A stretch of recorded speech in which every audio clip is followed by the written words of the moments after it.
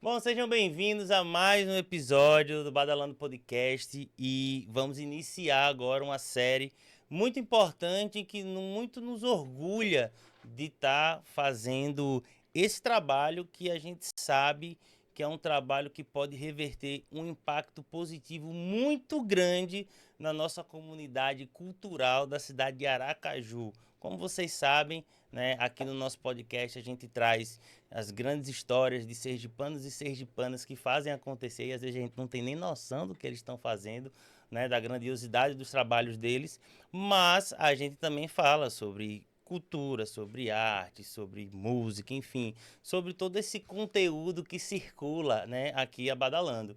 E a gente teve essa ideia e foi muito bem aceita, não só pela classe cultural, mas como a classe política. Então a gente está abrindo hoje, né, os nossos episódios, a nossa série de conversas com os pré-candidatos, né, à Prefeitura de Aracaju, para a gente conversar, né, e ouvir deles também e poder ajudar, por que não, né, na construção de uma nova política cultural na nossa cidade. Então eu já convido vocês aí a curtir, compartilhar, participar. Então o chat está aberto. Se você quiser enviar sua pergunta, né, a gente depois manda a resposta para vocês e tal, mas eu não tenho dúvida que vocês vão sair desse episódio com mais animação do que está e que pode vir, né, na nossa política cultural em Aracaju, já que a nossa cultura, né, está cada vez mais organizada, está cada vez mais presente e ressurgindo depois de anos aí de batalha que a gente sabe, beleza?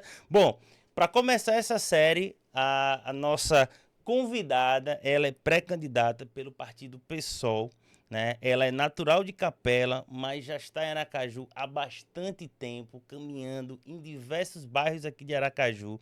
Ela é advogada pela Universidade Tiradentes, atua como professora de Direito na Universidade Federal de Sergipe, né? Ela já concorreu a cargos da vereança em 2016, ela também disputou o cargo de deputada estadual em 2018, né? Em 2022, ela foi para a disputa do governo do estado de Sergipe, inclusive se saindo muito bem, chamando bastante atenção, certo? E em janeiro, o partido dela, né, a anuncia como pré-candidata, né, do PSOL na disputa à Prefeitura de Aracaju. A nossa convidada de hoje é Niuly Campos. Seja muito bem-vinda, Niuly. Obrigada, David. Muito obrigada. Uma alegria muito grande estar aqui no Badalando.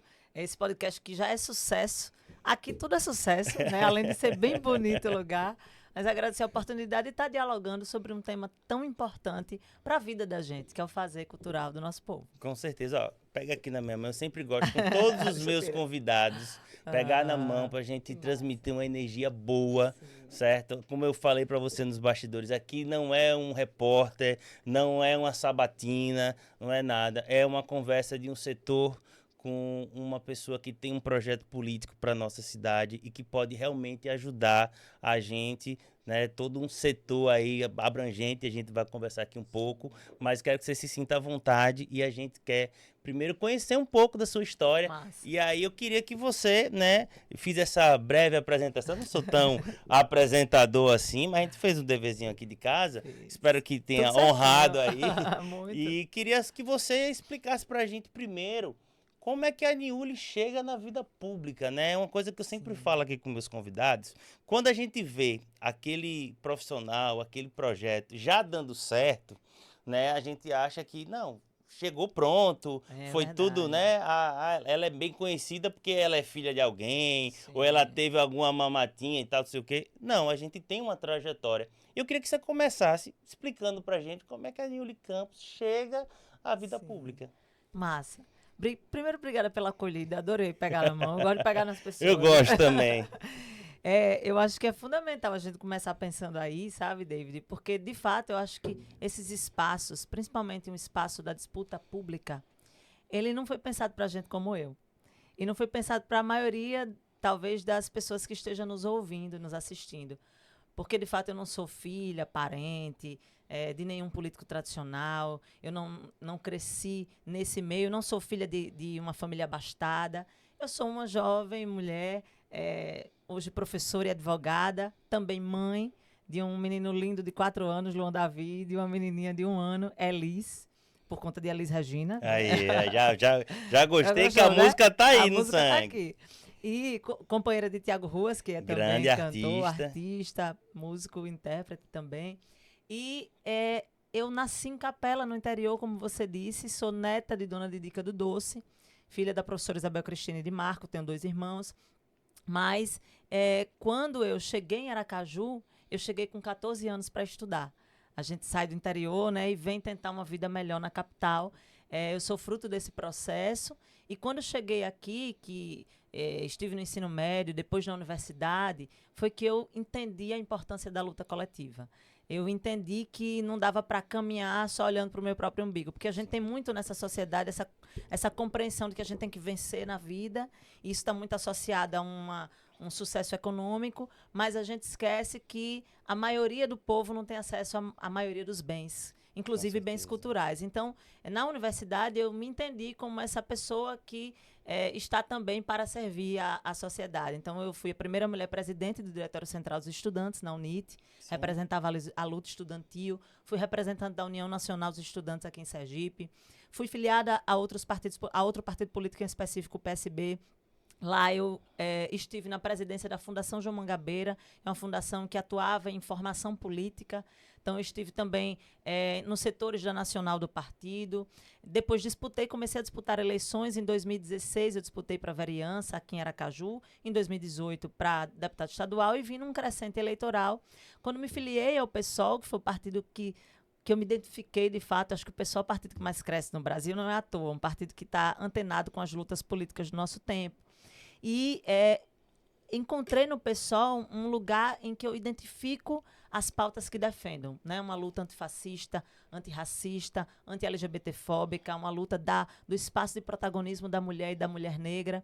E aí o PSOL entendeu essa minha caminhada e me escolheu como candidata a governadora em 22. Para mim também foi uma surpresa essa eleição de 22. Eu entrei com consciência de que tinha uma tarefa a cumprir, mas a gente entrou numa eleição já polarizada e ali a gente conseguiu surpreender não somente pelo desempenho nos debates e na militância e na luta política, né, nos espaços públicos que a gente ocupou, mas eu acho que esse resultado ele é fruto desse crescente da coletividade do partido, porque muita gente boa, e aí eu tive a oportunidade de ser porta-voz dessa galera em 22 e de apresentar para a Sergipe um projeto de esquerda, né, para Sergipe, naquele caso, e agora, né, o pessoal também me escolheu como pré-candidata à prefeita de Aracaju. Então, seja nos espaços privados, eu digo como mãe, como mulher, como trabalhadora, seja no espaço da luta política, seja no espaço público, até como professora, como advogada, eu acho que em qualquer que seja o espaço, acho que o nosso serviço deve estar em favor das pessoas. É como eu penso, acho que o direito, a política, a arte devem estar a serviço das pessoas. E é por isso que eu acredito muito na política como instrumento de transformação, mesmo real, na ponta da vida do povo. E eu encontro, nesse momento de pré-candidatura, um espaço para a gente dialogar com honestidade, olhando o olho no olho do eleitor e da eleitora daqui a pouco, agora ainda pré-candidata, mas já candidata, para que a gente consiga, de fato, mostrar que Aracaju também tem alternativa. Não, com certeza. E dentro da sua trajetória, que você, né, já falou muito bem, assim, todo degrau por degrau aí, né, até chegar a esse momento, eu acredito em inúmeros muros que você teve que derrubar, porque, veja, a vida pública, ela já tem a sua dificuldade, né? Porque você tem uma ideia, você tem grupos e você acaba sendo a porta-voz de muitas outras pessoas que estão alinhadas, né, com aquele projeto político que você tá buscando, né, de melhoria para a sociedade e tal. Mas a gente sabe que o nosso país, o fato de ser mulher, né, já traz bastante dificuldade. Sim. E a política, agora que vem realmente quebrando um pouco de ter as mulheres, né, sendo protagonistas também nesse lugar. E como a sua luta não é de agora, foi muito difícil para você se colocar até agora como o nome, né, de um Sim. partido, né, sendo mulher, a gente sabe da dificuldade. E estou lhe perguntando isso porque sempre que eu recebo mulheres aqui que são expoentes em suas diversas atividades e tal, eu sempre faço essa pergunta para que o nosso público, que a gente está aqui na internet, no YouTube, a gente vai para o mundo todo, né? Exato. E o assunto mulher ela é universal, né? Temos Exato. mulheres em tudo que é Sim. lugar e cada vez mais empoderadas, mais competentes, mais conscientes, né, do que elas representam na sociedade. Queria primeiro só pontuar isso, se você pudesse compartilhar com a gente, qual foi essa dificuldade que você teve para você hoje se tornar, né, o nome de um partido, né, que por mais que o pessoal tenha bastante mulheres no seu quadro de destaque, né, mas por outros partidos que você passou, pela luta estudantil também, Sim. que foi muito masculinizada durante muito tempo, Sim. e você participou de tudo isso. Como foi para você? O desafio é todo dia, sabe, David? É real mesmo, assim, porque os espaços públicos, eles de fato não são pensados para a mulher. A gente vive num mundo que é patriarcal. Perfeito. E essas violências, elas se reproduzem contra a gente o tempo inteiro.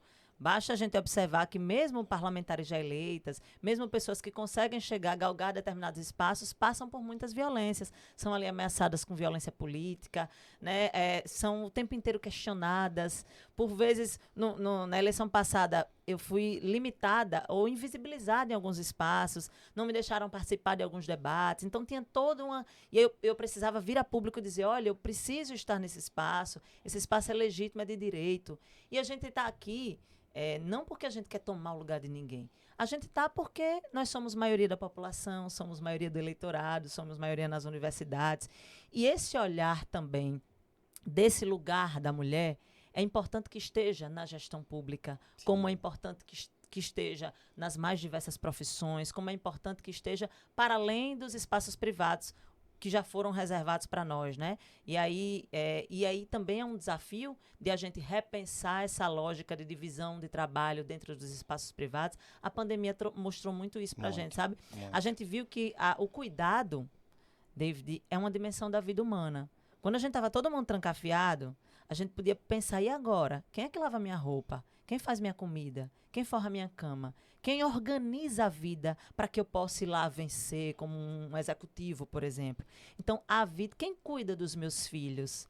Quem cuida dos idosos? Então, essa dimensão do cuidado é uma dimensão da vida humana. E esse cuidado ele precisa ser partilhado entre homens e mulheres. Mas as mulheres ainda têm a sobrecarga hoje desse cuidado. E esse olhar de cuidado e de organizar a vida também é um olhar que precisa estar na gestão pública. Porque cuidar para a gente não é um slogan de eleição. Sim. A gente quer cuidar e cuidar das pessoas, cuidar da cidade. A gente quer transmitir essa lógica colaborativa para a gestão pública. Por isso que eu acho que é fundamental a mulher estar, porque é diferente de quem diz, olha, no momento da eleição ou da pré-candidatura ou da candidatura, eu vou dizer, não, nós vamos ter prioridade aqui com a educação. Todo mundo diz isso. Mas assim, bem assim que a cultura. Todo mundo vai dizer, não, a cultura será prioridade, não se preocupem. Nunca. Mas é diferente para quem, por exemplo, precisa... Hoje, minha mãe precisou voltar para casa correndo, eu precisei que minha avó chegasse porque meu companheiro está trabalhando e eu não tinha com quem deixar minha filha de 1 ano. Então, para eu vir aqui dar uma entrevista ou para eu sair para trabalhar, alguém tem que ficar. Então, quem vive essa realidade entende que a gente tem... E que isso não é um problema meu. Né? Nós temos uma fila de mais de 1.700 crianças sem creche em Aracaju. A gente está falando de educação básica. Sim. A gente está falando de Fundeb, que hoje é permanente.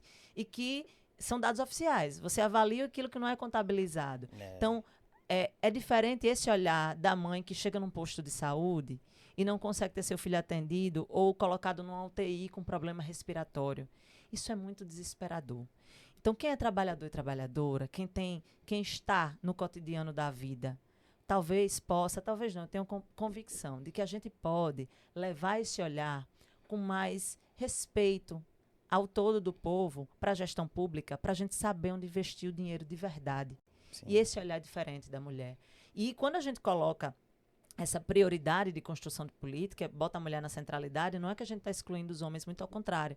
todos os números apontam de que quando a gente tem uma política pública construída com respeito ali à primeira infância, com respeito ali à mulher trabalhadora, a gente garante, por exemplo, uma creche de qualidade, a gente não está investindo só naquela mãe trabalhadora. Sim. A gente está investindo na criança, que não vai ficar num depósito de criança, vai ficar num lugar onde tem alimentação adequada, onde ela vai poder sair com uma formação humana. Então, tudo isso faz com que a sociedade avance, os números apontam que a economia melhora. E esse olhar precisa estar na gestão pública. Que massa. Então, assim, foi importante eu também perguntar para, né, para você falar essa questão, né, não à toa, né, existe publicamente, né, um clamor, né, que essa é a eleição e a gente, né, possivelmente tem uma prefeita, né, pela primeira vez na história de Aracaju. Agora a gente partindo para o lance da nossa cultura, né, eu, assim, tá sendo muito massa conhecer a sua história, a sua essência, sabe? E já me deixou feliz que o nome da sua filha, né, foi nomeada, né, pelo fã, né, da Elis Regina. Então acredito que música já faça parte da sua vida. Mas eu devia dizer, inclusive, que assim, a minha frustração é não ter virado cantora profissional. Olha aí. Bom, mas em casa tem um companheiro que é um artista de mão cheia, compositor, né? Veja, eu queria começar assim nosso papo de cultura muito simples, porque apesar de ser uma pergunta que muitas pessoas, mas é uma pergunta meio idiota. Não, mas às vezes as pessoas têm muita confusão aqui em Sergipe, em Aracaju, sobre o que de fato, o que é cultura. Eu queria saber, assim, primeiro, o que seria cultura para Niuly, certo? E como é que você vê ela em Aracaju nesse momento? Certo. É ampla mesmo a pergunta, mas que bom. Acho que a gente precisa dialogar mesmo. Porque é o início da compreensão, porque assim... Acho que a gente parte de às vezes, compreensões muito diferentes do Exatamente, que é cultura. porque assim, eu já ouvi falar, assim, as coisas mais absurdas sobre o que é cultura, assim, e se mistura muito, porque como ela é muito ampla, e ela reúne diversas linguagens diferentes, inclusive, sabe? Então isso às vezes fica perdido. E quando você não tem essa compreensão inicial do que é, da definição, acaba que o bolo fica muito grande e você não consegue ser assertiva. Eu queria saber de você mesmo. David, eu acho que cultura tem a ver com a identidade de um povo, né? Boa. Cultura é o que faz com que o aracajuano se reconheça aracajuano, né? Eu sei que por conta dos estudos acadêmicos, inclusive, porque agora eu estou dando filosofia, inclusive, na universidade. Não é simples, mas tudo bem. Não é muito longe. Mas a gente sabe que a origem do termo cultura está ligado a cultivo, a plantio. Então, é uma ideia de que tudo que o ser humano produz, ele é cultura. Por isso que Gilberto Gil geralmente dizia, né, que a cultura não é algo extraordinário, que está acima ou fora, longe das pessoas, como uma coisa superior. A cultura, ela é ordinária porque a cultura é comum. A cultura, ela deve estar acessível ao povo. Então, a cultura diz respeito a toda essa diversidade de linguagem que você falou, né, de artes cênicas, de música, de teatro, de cinema, de circo, das culturas dos grupos tradicionais quilombolas, da cultura do nosso povo, do São João, do carnaval, das nossas quadrilhas, a cultura de quem está ali fazendo rima, de quem está fazendo slam, a cultura das pinturas que eu estou vendo tão lindas aqui, do audiovisual, da cultura digital que está crescendo tanto. A cultura é tudo isso, né? E também por essa amplitude a gente ter a compreensão de que a cultura é direito. Eu acho que isso é fundamental e isso precisa diferenciar, precisa estar na compreensão de todo gestor público. Está lá na Constituição Federal, né, como um direito social, e isso gera para o Estado, para a Prefeitura, um dever de promover o acesso e a garantia aos bens culturais. E a gente sabe que em Aracaju, por mais que a gente tenha uma cidade absolutamente diversa culturalmente, muito rica em potência humana, em potência cultural, a gente também sabe que o acesso ao patrimônio, aos bens, às manifestações culturais é um acesso ainda muito restrito. E isso também se deve ao fato de que a compreensão política a respeito de cultura sempre coloca a cultura ali no canto, ou a cultura no último patamar do orçamento público. Perfeito. Ou às vezes nem nele, né? Nem nele. Porque hoje, basicamente, a gente não tem um fundo destinado para a cultura. Exato. E eu acho que isso é fundamental, assim, é você ter a compreensão de que cultura é prioridade, como é educação, como é saúde, porque a cultura está no fazer do povo. E não dá para a gente entender a cultura dissociado da ideia de um direito. E a ministra Margarete Menezes, quando ela assume, ela tem uma fala que muito vencedora e realmente a gente sabe da definição, mas a gente nunca para, às vezes, para analisar. Mas quando ela fala, tipo, a educação sem a cultura é ensino. Exatamente. Sabe? Exatamente. Então, assim, isso quando você fala a importância da cultura, então passa por isso mesmo e gostei muito desse início, Que identidade. Acho que você falou tudo. Do povo. Identidade. E como é que você vê, né, essa questão da cultura na nossa cidade? Você já começou a ensaiar um pouco, mas como é que você vê a cultura hoje na cidade de Aracaju? Eu acho uma pena que a gente esteja com essa turma há tantos anos no poder e a gente não tem aquilo que é básico e fundamental para qualquer política pública funcionar, que eu acho que é diálogo com aqueles fazedores e fazedoras de cultura, com vocês que estão aí na lida diária da cultura. Para além de você não priorizar no orçamento, né, são diversos problemas. Então, eu penso que quando a gente imagina a cultura em Aracaju, eu tenho acompanhado as discussões mais recentes na Câmara, tenho acompanhado as discussões mais recentes na Funcaju. Não dá para você construir uma cultura com um artista, por exemplo, valorizado, com os fazedores de cultura valorizados, se você não tem a compreensão de uma gestão democrática dessa cultura. Então, acho que a primeira coisa é você garantir que você tenha um conselho paritário no município, que garanta a participação ali do poder público e da sociedade civil de forma paritária, que hoje não é no município, e que, por isso, né, não está adaptado ao Sistema Nacional de Cultura. E você garantir que, inclusive, a sociedade civil esteja representada por meio de eleição, como manda a lei. Eu acho que é o básico, você garantir que os fazedores e as fazedoras de cultura, que os artistas locais, que as pessoas que trabalham, que os investidores da cultura possam, de forma real, efetiva, participar da compreensão e da construção do fazer cultural em Aracaju.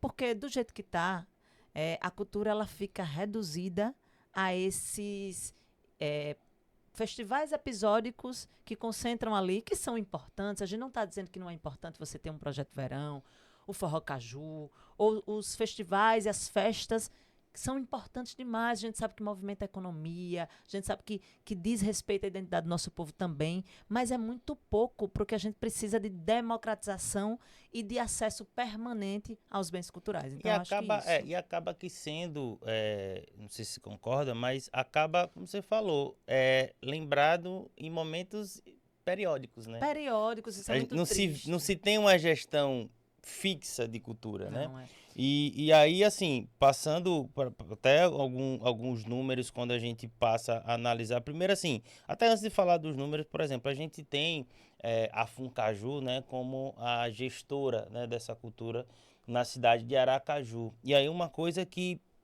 eu tenho como dúvida, vários fazedores de cultura também não entendem muito, o porquê que Aracaju não tem uma secretaria de cultura, né? E tudo isso é comandado por uma fundação.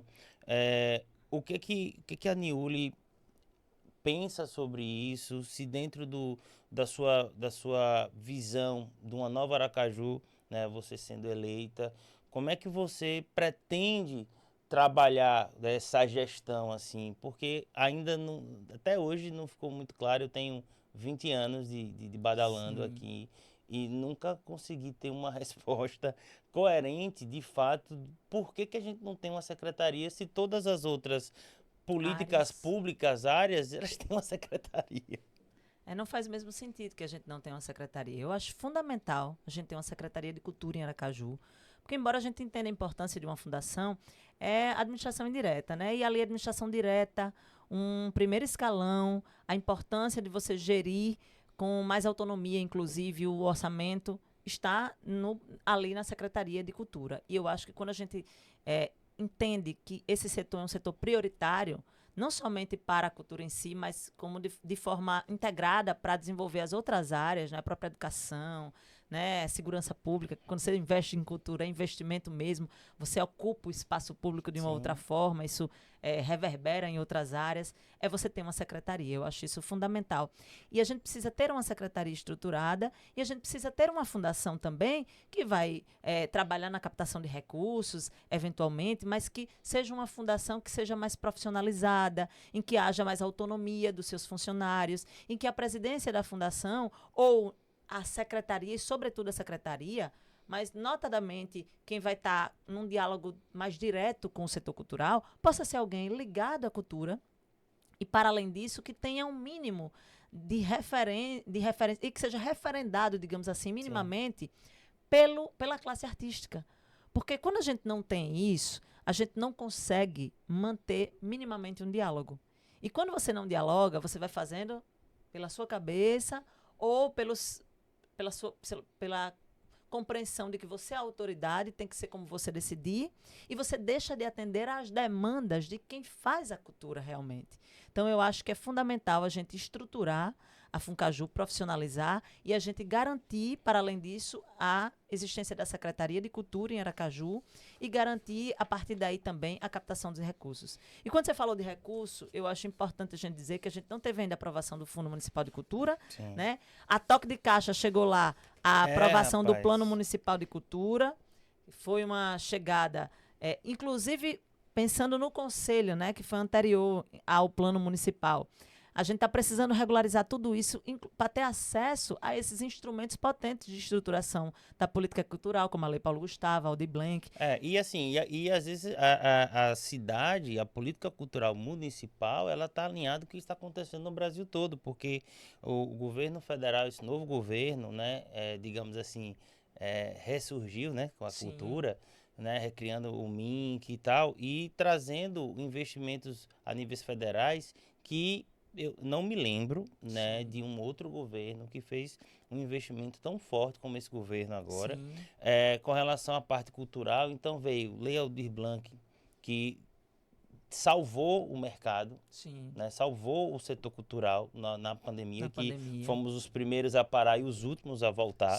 Né? Exatamente. E continuando com a Lei Paulo Gustavo, né, agora com o programa, né, a Lei Aldir Blanc vira um programa nacional que vai durar 5 anos, só que para ele fazer esse repasse, ele cobra que tem uma estrutura mínima, né, dentro dos estados e municípios, e isso a gente está falando desde 2020, 2021, né, e aí quando você acessa esse recurso, você tem metas a serem cumpridas. Então, essa meta, inclusive, do plano, ela já era conhecida desde 2021, quando foi assinado o convênio para poder acessar os recursos.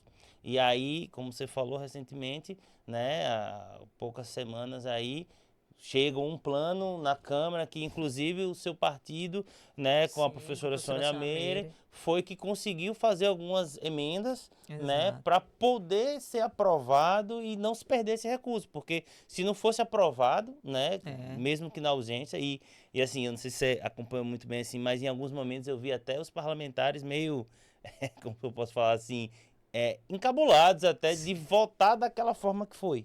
Né, de tipo, o presidente da comissão recebeu o projeto na hora que ele estava lendo para ele mesmo entender e dar um voto.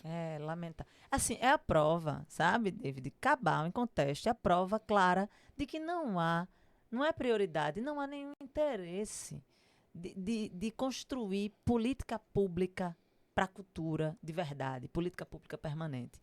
O que a gente acompanhou na Câmara, inclusive com a professora Sônia Meire atuando, o que a gente tem acompanhado dos desmandos, das escolhas dos representantes de conselho ao gosto da presidência da Funcaju, assim, o desrespeito com os fazedores de cultura é muito grande.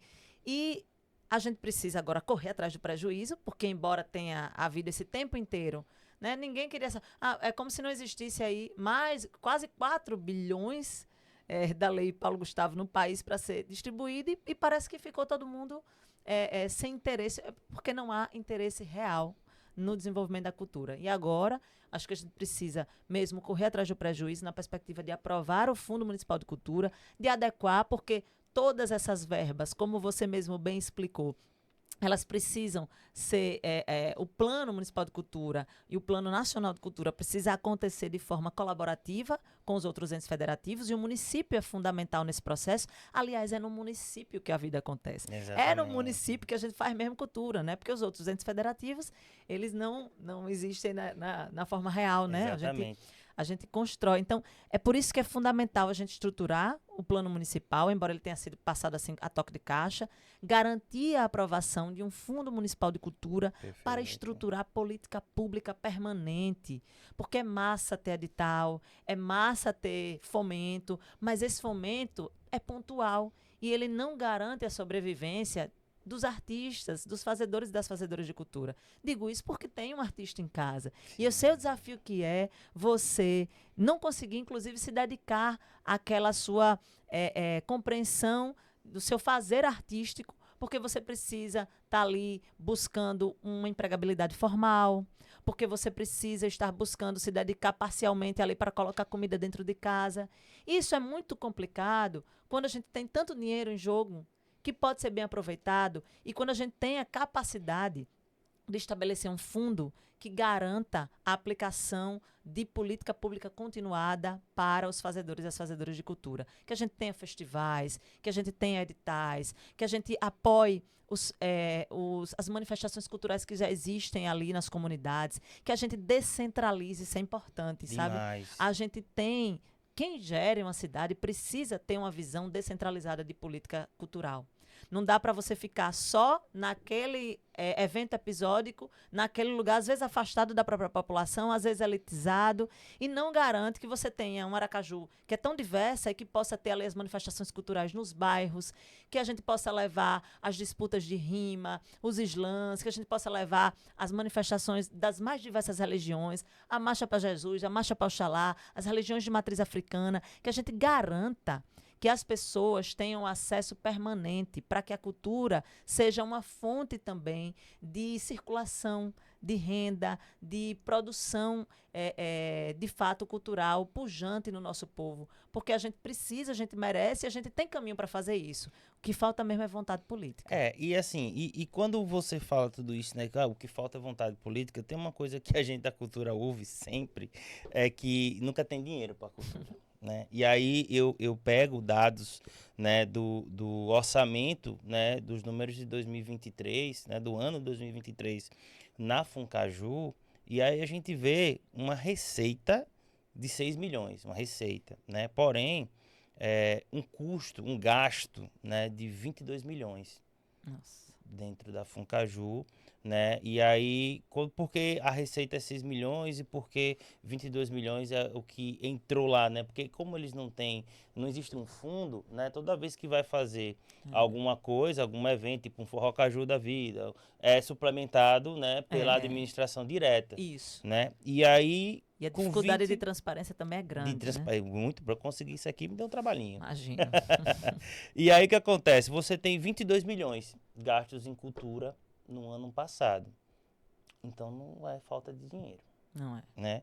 Você tem aqui um gasto só com folha, né, de funcionários de 3 milhões 632 mil, né, com 144 cargos nomeados. E a gente ainda fica, 144 é muito, é pouco, mas pelo que a gente vê, foram 16 eventos, né, de fato, investidos nesse período. Né, os principais deles, o Forró Caju, o Réveillon, o Projeto Verão e Aniversário de Aracaju, foram os eventos mais investidos. Mas assim, a gente, enquanto aqui na cultura, a gente não consegue viver essa gestão, sabe? A gente observa pontualmente. No eventual governo Niuli, aqui em Aracaju, você acha que esses números são suficientes, não são suficientes? Como é que você pensaria essa cultura realmente continuada, essa gestão continuada? Porque até uma coisa que a gente eu não consegui achar na minha pesquisa é quais são os equipamentos culturais, né, do município. Né? A gente não tem um teatro municipal. Não tem. Né?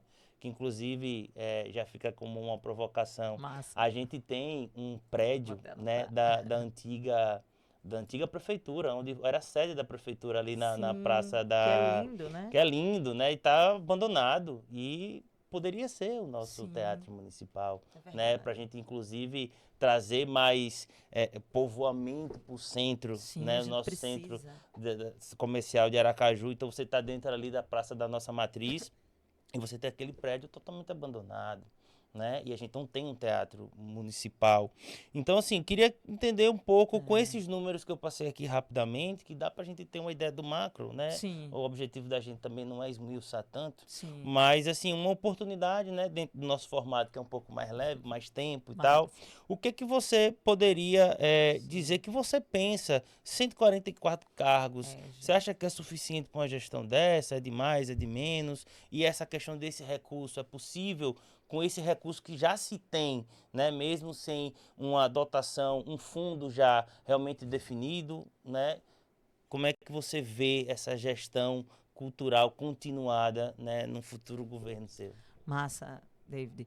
Eu acho que, em relação aos cargos, é fundamental que a gente entenda que a cultura, como os espaços mesmo de gestão pública, eles não podem ser penduricalhos para a gente colocar quem quiser ao bel prazer. É preciso que a gente tenha um respeito mesmo pelo dinheiro do servidor. E, claro que a gente sabe que quem já trabalha com a cultura, quem está ali, que está acostumado a trabalhar, a gente não despreza o trabalho dessas pessoas, muito ao contrário, mas é preciso estruturar e profissionalizar para garantir para esses servidores, inclusive, autonomia, para que eles possam pensar a cultura sem ficar com medo de contrariar quem estiver na gestão. Isso é importante. Acho que dinheiro a gente tem e tem caminho para buscar mais. Eu acho que é sempre bom mais investimento. Quando a gente estrutura um fundo municipal um fundo municipal de cultura e quando a gente tem condição de buscar esses aportes no governo federal, de fazer parceria também com os investidores da cultura, a gente tem condição de promover ações permanentes. Agora, é fundamental que a gente entenda que esses valores eles precisam ser geridos com transparência, isso é fundamental, e precisam ter um outro olhar de prioridade. Porque não dá, por exemplo, para eu pegar, David, e pagar R$500 mil a um artista que vem tocar 1 hora e eu não conseguir garantir que os artistas locais, para quem eu devia estar gerindo a prioridade do orçamento público, eles demorem 3 meses para receber um cachê que é ínfimo. Nada justifica esse tratamento desigual. Eu entendo que é importante a gente trazer artistas locais, a gente fomentar o turismo, tudo isso é muito importante, mas dá para a gente fazer diferente. Dá para a gente fazer, equalizar melhor essa conta, dá para a gente chamar os fazedores de cultura, potencializar esses artistas locais, inclusive para que essas produções locais elas possam circular fora de Sergipe, para que a gente tenha pujança mesmo e que a gente tenha a marca da identidade do povo de Aracaju circulando no Brasil, para que a gente seja, como Salvador hoje tem referência no axé nacionalmente, que a gente tenha as nossas referências, porque a gente é muito rico culturalmente. A gente precisa investir o dinheiro no lugar certo. E isso significa você fazer outras escolhas políticas. É claro que você tem que trazer um artista de renome, mas é preciso que o grosso do orçamento esteja voltado a quem produz cultura aqui. Isso é fundamental. E para além dos festivais, que a gente pense, por exemplo, na revitalização do centro, que foi uma ideia que você trouxe, que é fundamental. Eu vejo o Recife Antigo funcionando à noite. Tantas cidades no Brasil em que a gente revitaliza o centro e faz daquele espaço cultural pujante, com cinema, com teatro, com gastronomia, com a participação do povo naquele lugar. Isso impacta diretamente na economia, impacta na educação, impacta na segurança pública. Vezes, inclusive, até em bens da própria prefeitura que não estão sendo utilizados e terem esse olhar para essa função. E esse sabe? patrimônio histórico de Aracaju é um patrimônio que precisa ser cuidado e revitalizado, porque a cultura não está só na coisa concreta, mas está também no nosso patrimônio imaterial. Quando eu lembro o tempo todo dos meninos do Arnesto, por exemplo, porque eles agora são patrimônio imaterial de Aracaju. São artistas nossos aqui do Badalando. São artistas aqui da gravadora. Eu sou suspeita, sou maravilhosa. Só para dar um spoiler, a gente vai lançar um álbum deles aí daqui a um mês. Que tá massa, vindo coisa que massa. boa. Aí você veja, virou patrimônio material de Aracaju, né?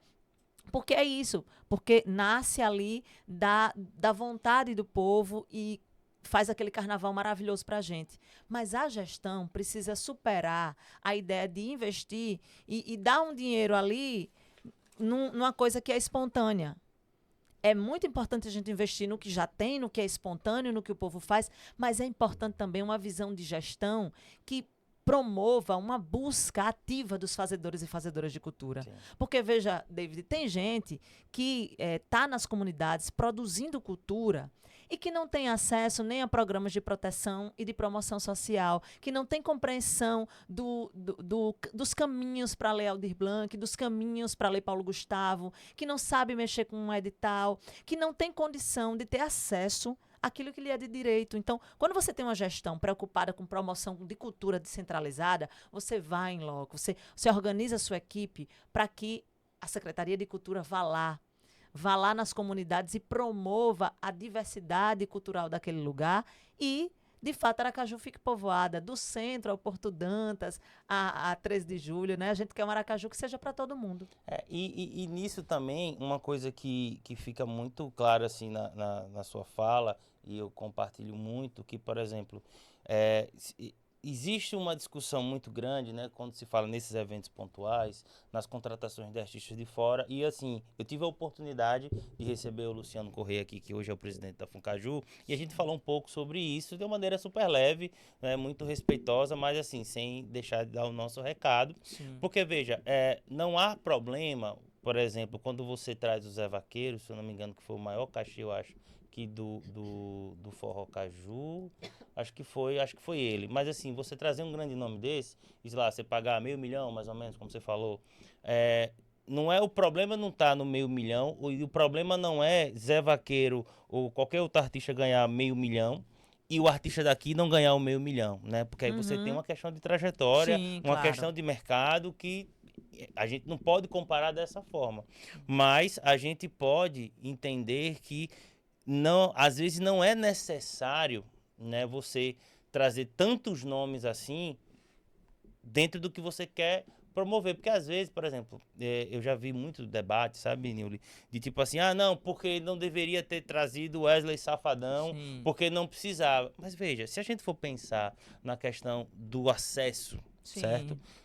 Quantas pessoas teriam condições de comprar um ingresso para assistir Wesley Safadão? Sim, exato. Sabe? Também. Então, tipo assim, beleza, agora você também não precisa Trazer abusar, 10, né? exato. Trazer 10, né? E você, o mesmo tratamento, por exemplo, para o Wesley Safadão vir tocar, ele tem que passar pelo mesmo, ele recebeu antes. Por que que o artista daqui não recebe? Ou se não for para receber antes, todo mundo receba depois. Sim, sabe? todo mundo junto. Todo mundo junto, mas que não tenha essa divisão, né? E aí, quando você fala também a questão de ocupar os espaços, eu tive essa dificuldade de entender hoje, a nível da prefeitura, e já lhe fazendo a pergunta, se você tem essa ciência, o que é que está dentro do escopo da Funcaju ou da prefeitura de Aracaju, onde é que ela pode onde tem a obrigação de promover essa gestão, as bibliotecas, alguns outros espaços, e o que ela de fato poderia, né, tá fazendo, que são espaços, como eu lhe falei,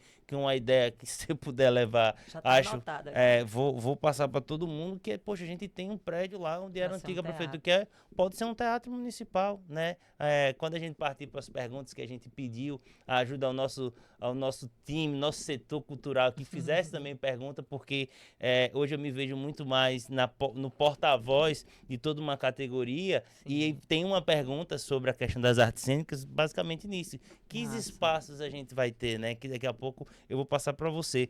Mas como é que você vê essa questão dos equipamentos? O que é que você, dentro do seu pensar, Aracaju, Sim. o que é que você buscaria? Buscaria, eu acho que essa ideia que você deu foi maravilhosa. Eu acho que a gente tem muito poucos equipamentos públicos utilizados. E isso demonstra uma fragilidade muito grande de compreensão de plano de cultura para a cidade. Porque a cidade, ela é nossa, ela tem que ser ocupada mesmo. E a gente pode, por exemplo, pensar em bibliotecas, a gente pode pensar em espaços para teatro, mas a gente pode ocupar também espaços públicos para promover manifestações culturais de forma pública.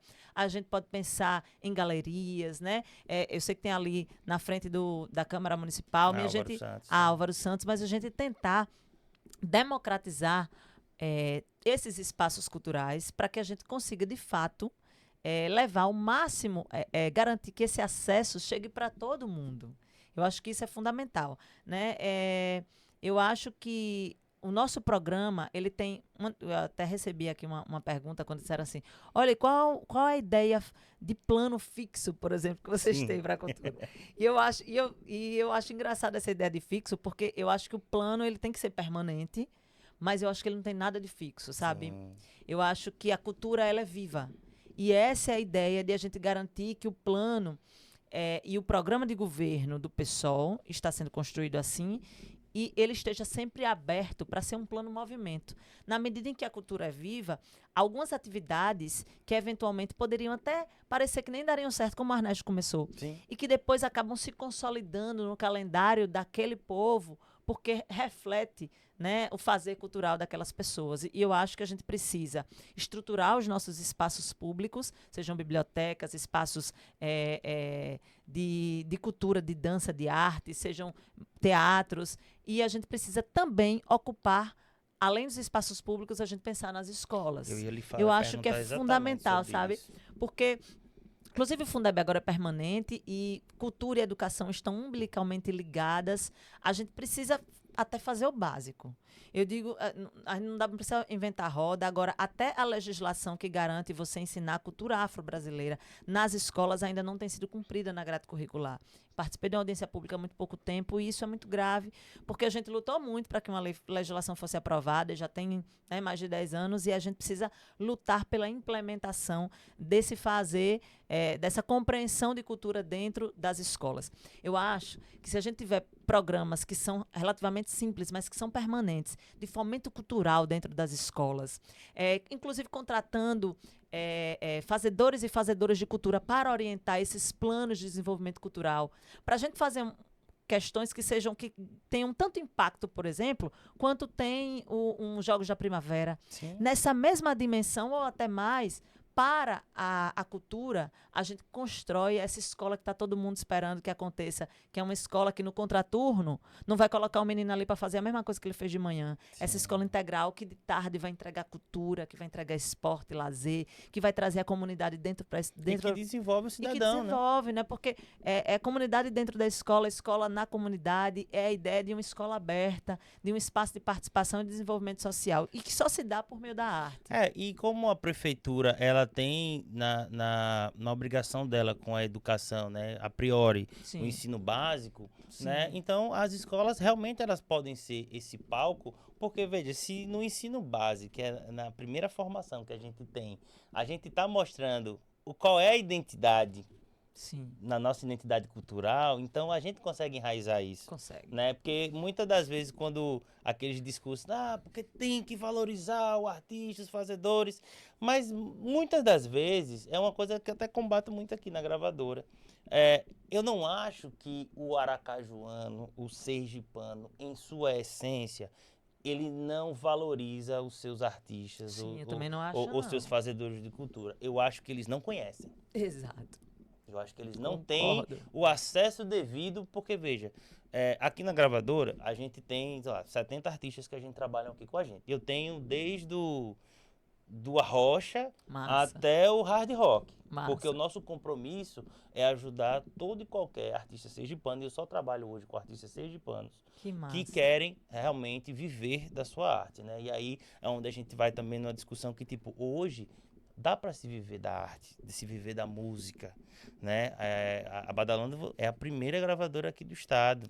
Eu acho incrível o trabalho de vocês, tanto parabéns mesmo. E tipo assim, e eu falo isso, por mais que toda a felicidade do mundo, mas eu não me orgulho disso, porque quando eu era artista e lancei um disco em 2017 e tinha o sonho de viver da minha arte, não tinha ninguém pra gente recorrer, pra gente... E aí, como é que eu vou botar minha música no Spotify? Que hoje a música é digital. E aí eu não tive isso na época e acabei ficando pelo caminho, mas com uma chama dentro de mim que eu podia fazer muito mais.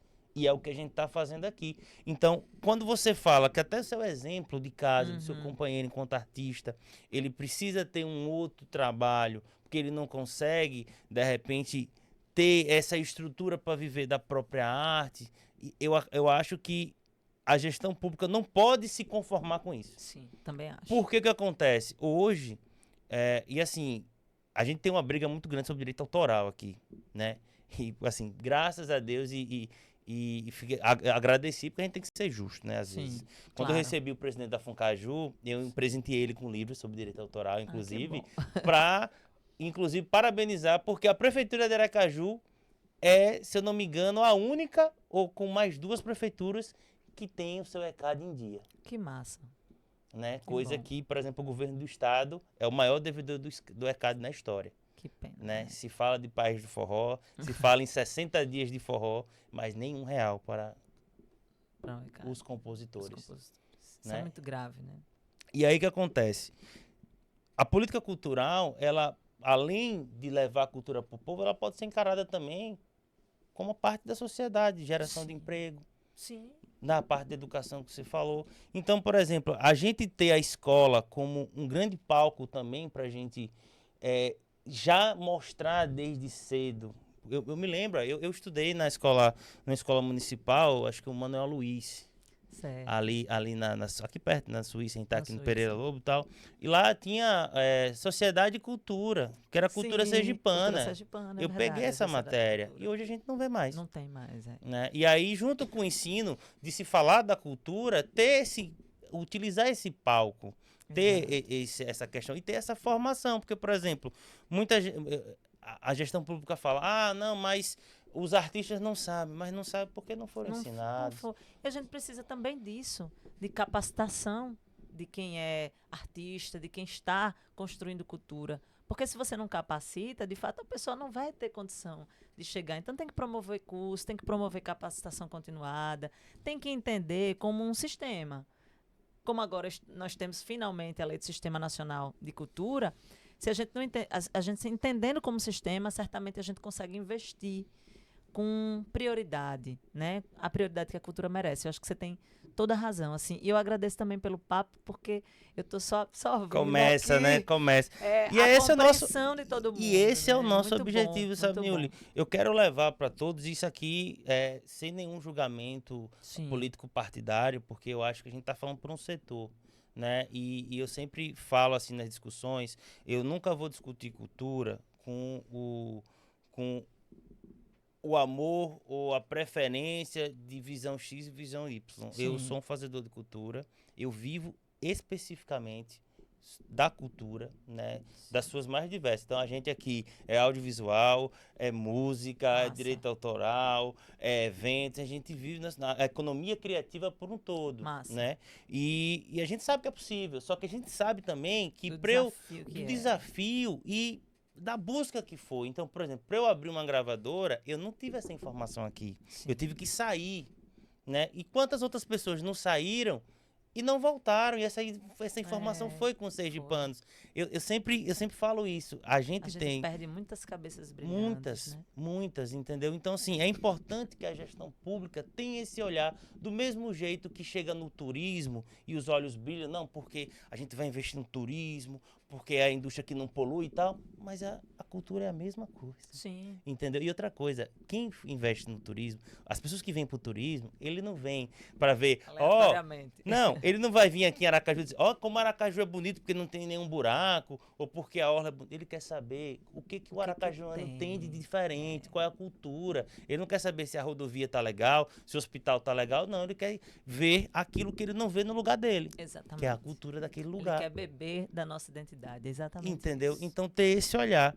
E aí, Niuli, a gente pediu, né, ao nosso setor, né, a gente é muito bem relacionado, graças a Deus, com todas as linguagens, e aí eu não pude perder a oportunidade também de pedir voz para eles aqui nesse papo, para mostrar que não é só uma visão nossa, porque realmente isso para mim, essa série que a gente está fazendo, e mais uma vez eu lhe agradeço de você ter topado, que eu sei que a agenda é muito complicada, são vários compromissos de imprensa para falar da política mesmo, partidária e tal, porque é uma guerra, a gente sabe, mas eu nunca vi, né, a gente ter um espaço como esse aqui, 1 hora e meia, pra gente falar sobre cultura. Porque você participa de sabatina, de OAB, de tudo, né? E nunca tem aquele espacinho da cultura. Você tá certo. Né? Eu agradeço mesmo a oportunidade, porque quero ver as perguntas das pessoas e aprendendo muito com você aqui. Eu digo que as pessoas disseram muito assim, porque a gente conheceu mais você assim no debate. E que legal que você tem uma oratória massa e tal. E eu fico super lisonjeada, fico feliz e grata, mas eu tenho compreensão de que, mais do que oratória, para você estar numa gestão, você tem que ter escutatória. Tem que ter uma escuta ativa, apurada, você tem que ouvir de verdade, porque não tem como, ninguém sabe tudo. E não dá para você fazer gestão pública se você não escuta quem está, de fato, construindo aquele setor em específico. Então, para mim, é, na verdade, uma oportunidade de estar aqui com você, um bate-papo maravilhoso. E estou à disposição mesmo, inclusive, para além disso, para que a gente consiga ouvi-los durante a construção. Eu já estou levando essas informações, mas durante a construção do nosso programa, né? E para que a gente vá para a disputa. Daqui a pouco a gente ainda está na pré-candidatura, mas quando a gente for para a candidatura, né, para a gente permanecer com esse diálogo e contemplar todas as propostas dentro do nosso programa, para que ele seja um programa compromisso real. Porque eu acho que talvez isso nos diferencie também, sabe, David? Eu vejo que muita gente, por vezes, até tem as mesmíssimas propostas. O que eu acho que diferencia um pouco quem está na luta política, assim, quem está no PSOL, quem se coloca à disposição e que não tem amarras políticas, não é filho de Ciclano ou de Beltrano, ou não está amarrado na própria gestão, é a capacidade de ter independência e de ter vontade política de colocar essas coisas em prática. E eu acho que, com muita humildade, mas com muita compreensão do lugar que a gente ocupa hoje, não vai bastar em Aracaju, inclusive, ser mulher. A gente vai ver as diferenças das propostas, das compreensões de mundo. É preciso ser mulher e estar a favor e a serviço da luta da classe trabalhadora. E quem faz cultura é o trabalhador e a trabalhadora. Bom, eu queria pedir para Caio aí, nosso operador aí, que começassem aí as perguntas. Vamos começar pelas perguntas em vídeo. Tem pergunta em vídeo, tem pergunta em texto. Tem de todo jeito. Caio, por favor, coloca a primeira pergunta aí pra gente. Salve família, B-Boy Citineta, representando a família RSD Crew, Nação Hip Hop Brasil e o movimento Hip Hop Sergipano. Eu gostaria de saber o que vocês têm, né, de projetos voltados para o break, sendo que o break hoje é um esporte olímpico, certo? É um esporte olímpico e hoje aqui no estado a gente tem uma dificuldade imensa de poder abrir essa Federação Sergipana de Break para que nossos atletas possam estar representando nosso estado. Então eu queria saber de vocês aí, qual a proposta que vocês têm voltada para essa categoria? Que massa de ouvir, assim, do quanto isso é pujante nas pessoas e que pena que a gente tem tanta dificuldade. Veja, eu acho fundamental que a gente tenha a capacitação, até para que as pessoas tenham compreensão e possibilidade real de abrir aquilo que é necessário abrir, as representações, que a gente tenha diálogo integrado com outros setores, como o setor de esporte em específico, já que a gente está falando do break, né? E cultura e esporte precisam estar dialogando, assim como cultura e educação.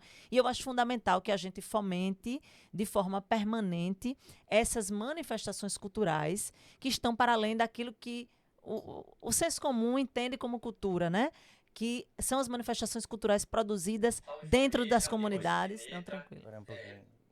Que são as manifestações culturais produzidas dentro das comunidades. As manifestações nas quebradas, como dizem as minhas amigas Gigi. Eu quero mandar um abraço, inclusive, aqui, aproveito a oportunidade. Por favor, Gigi já manda olhando pra ela aí. Gigi poetiza, né? Nós temos José Aduma, que está lá como uma fazedora de cultura, mestre de capoeira. Então, é muita gente que constrói no cotidiano da luta, faz cultura e que precisa de fomento e de investimento permanente. E a gente tem essa compreensão e a gente tem independência para fazer. Vamos lá, Caio, mais uma pergunta aí dos nossos amigos da cultura. Salve família, quem tá falando aqui é Feroz, sou militante do movimento hip hop aqui em Aracaju há mais de 20 anos e minha pergunta é o seguinte, eu quero saber quais são as propostas de políticas públicas dos candidatos e candidatas para o movimento hip hop aqui em Aracaju, porque temos que reconhecer que o hip hop faz um papel importante nas periferias, resgatando vidas, fazendo trabalhos sociais, seja na dança, seja no grafite, seja na poesia, na música. Então, é esse a gente do movimento hip hop aqui de Aracaju quer saber quais são as propostas dos candidatos e candidatas aqui para o movimento hip hop. Tamo junto. Que massa, eu quero mandar um abraço para a galera do hip hop e dizer, inclusive, que é essa compreensão de que o hip hop é um movimento. Então, e aquilo que o hip hop faz nas comunidades está para além daquilo que é até missão do próprio gestor e da gestora pública e que o hip hop consegue chegar e consegue fazer, porque tem essa compreensão de que precisa construir junto da comunidade, tem aquela compreensão que eu falei para você, de você ir para a busca ativa e buscar quem é fazedor de cultura na sua comunidade. Acho que o hip hop, inclusive, teve reconhecimento, né, na Câmara de Vereadores, também a partir da luta da professora Sônia e de muitos companheiros e companheiras que estão na luta do PSOL há muito tempo. Nacionalmente eles comemoraram o marco, se eu não me engano, de 50 anos de hip hop aqui no Brasil, e eles se organizaram nacionalmente para esse movimento, e aí é onde foi tendo esse reconhecimento lá na Câmara, porque o que acontece é um movimento que tem a parte da música, mas tem várias outras linguagens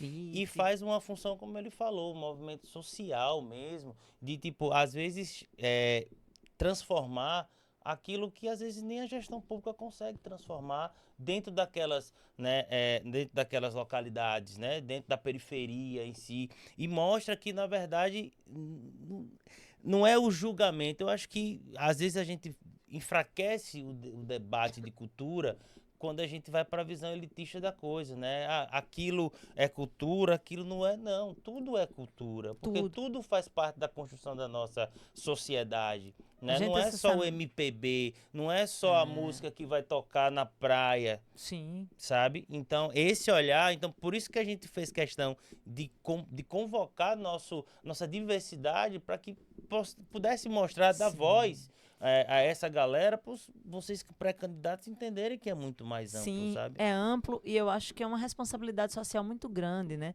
Porque a gente não está falando, como você disse, da cultura que é tida como elitista. A gente está falando de quem está na vida cotidiana do povo e que enfrenta, por exemplo, todos os dias, racismo, que enfrenta violência, que enfrenta a compreensão de que existem corpos ali na comunidade que são matáveis.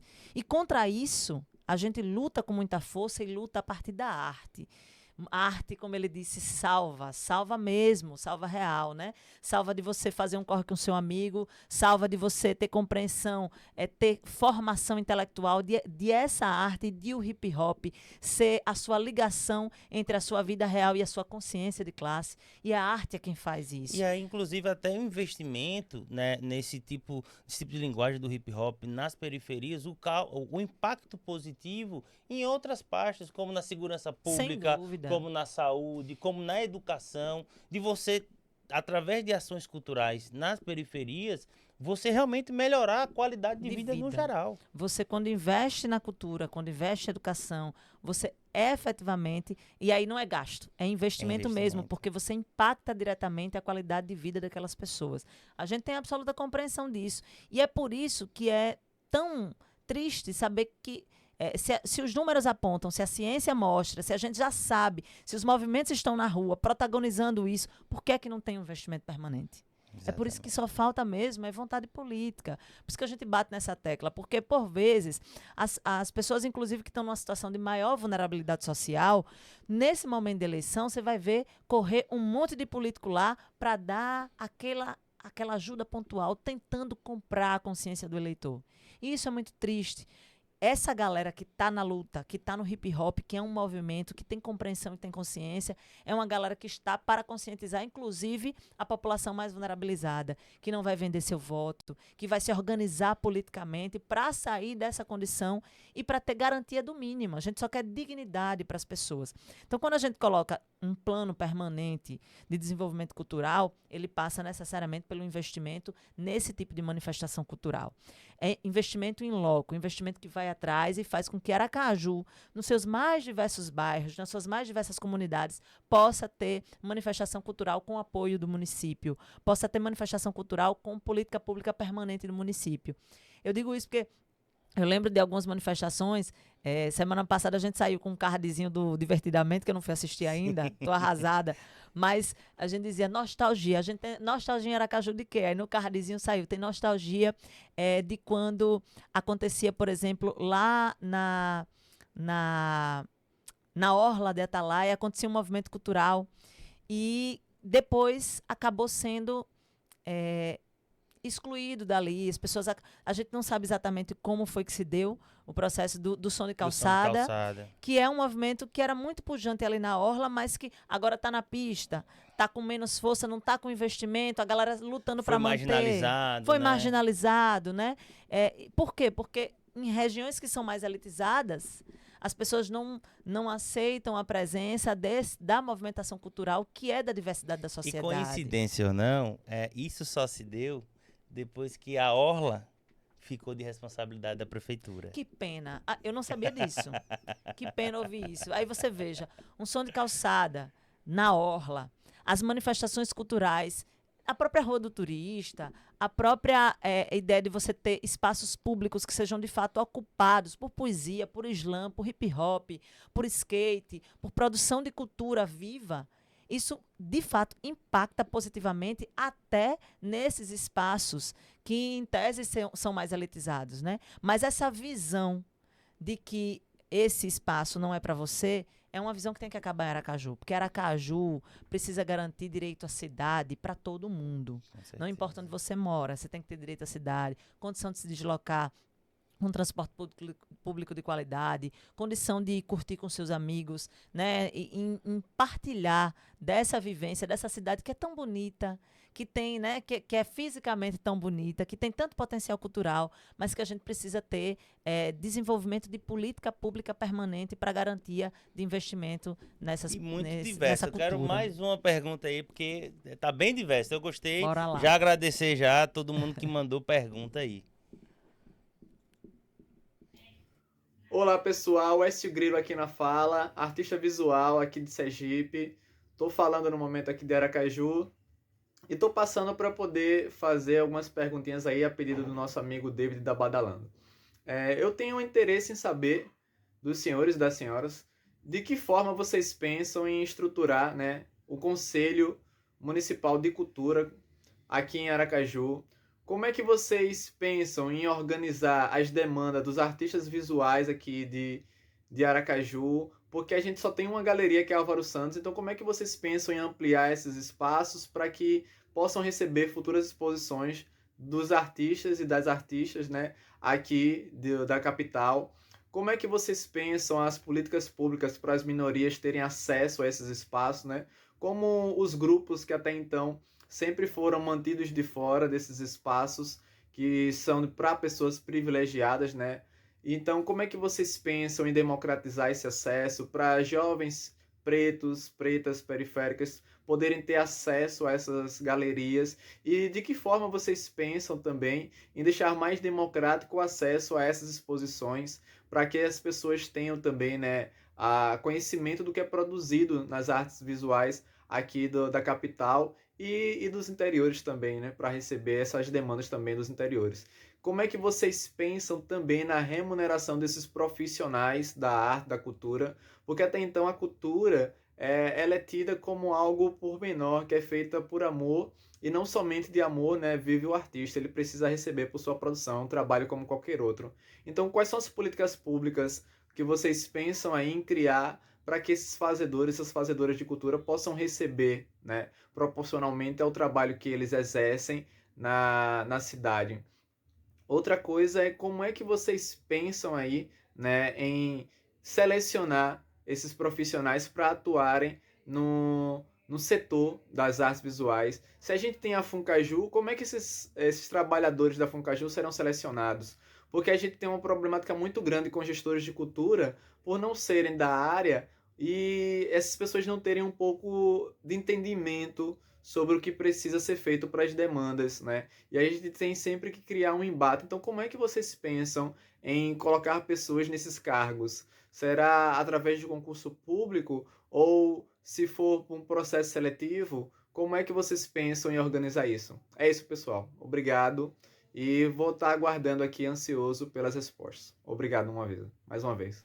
Você vê. Massa, que galera massa, né? preparada, né? Não, então, o Grilo, né, um cara também muito militante, muito participante, né, dessa política cultural, né, como ele falou, em alguns momentos tem que brigar mesmo para ser ouvido, né? Eu acho que só responde na reação, né? Na reação, Nunca né? consegue pensar a política pública. Depois que os artistas efetivamente se reúnem, eu vi que agora tem até o Comos, né? Isso.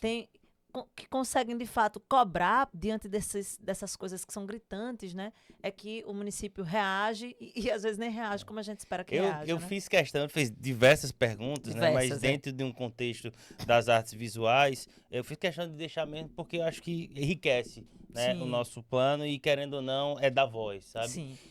Vamos lá, o que você acha? Eu acho que muitas das questões feitas por Grilo, acho que a gente acabou respondendo já durante a entrevista. Mas vale ressaltar, vale reafirmar, né? Principalmente, ele começou falando do Conselho. Eu acho fundamental que a gente tenha a compreensão de que o Conselho não tem condição de desempenhar o papel de fiscalização e de opinião na política pública e de deliberação de política pública se é um Conselho que não é paritário, se é um Conselho que não segue os moldes do Sistema Nacional de Cultura, se é um Conselho que é mandado ou em que as pessoas são escolhidas pelo representante do prefeito ou da prefeita, né? Então, a primeira coisa que eu acho fundamental para a gente ter uma Aracaju democrática e um plano de gestão cultural democrático é que a gente estabeleça um conselho paritário e que a gente siga a eleição como deve ser para os representantes da sociedade civil, garantindo também a estruturação desse conselho. Porque, por vezes, você coloca lá o conselho, mas você não dá a mínima condição do conselho funcionar. É isso que né? eu ia lhe fazer uma pergunta. No seu pensamento de conselho, porque, veja, pelo que eu tenho acesso à questão do conselho, as pessoas lá não têm nenhum tipo de remuneração. E têm obrigações, né? Tem um desempenho, mas não é remunerado. Talvez isso enfraqueça um pouco, talvez, a força, né? De fiscalização, de se propor coisas. Aí eu não sei até se isso se pode, se não pode. Eu acredito não que sei, não. né? Mas assim, acaba que foi muito... veio de cima para baixo e não teve efetividade, né?